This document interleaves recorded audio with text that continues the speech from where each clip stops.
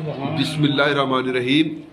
ये बल्कि ए जिहड़ी तुसीं शख्सियत वेख रहे जे ये किसी तारफ के मोहताज तो नहीं गए, पर फिर भी मैं कहते ने कि नियम के तौर पर दसना चाहना वा कि इन्हां दा नाम है मुहम्मद बूटा अंसारी ते अल मरूफ असर अंसारी, जेड़े तकरीबन कोई 250 तो जायद किताबां दे मुसन्नफ ने, जिन्हां दे विच शायरी, नसर, तारीख, अफसाने, इंशाइए, कहानियां ते उस तो अगे चलो तो सीरत दे उत्ते मंजूम किस्सा अज भी इन्हां ने हातम ताई दियां 7 जिल्दां, मैर कचैलवी हनीफ की गई जी वो अमर कचैलवी मोहम्मद हनीफ, हाँ जी, गुलजार ते हनीफ ते इस तो इलावा अंसारी बरादरी वास्ते इन्होंने बहुत कुछ किया है।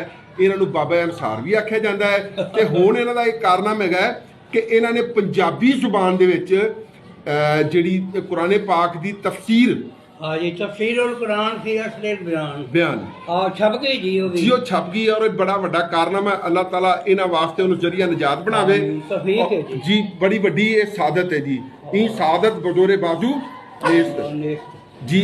और ये सयाह भी ने, सफरनामे भी लिखते हैं, ये गुणा के गुथले ने ते साडे वास्ते मान जो गल ये कि ए तुसीं इन्हां दा काम वेखो ते आनंद माणो ते बच्चों फिर की आखांगे, बाबा असर अंसारी जिंदाबाद। चलो मेहरबानी जी, खैर हो गई।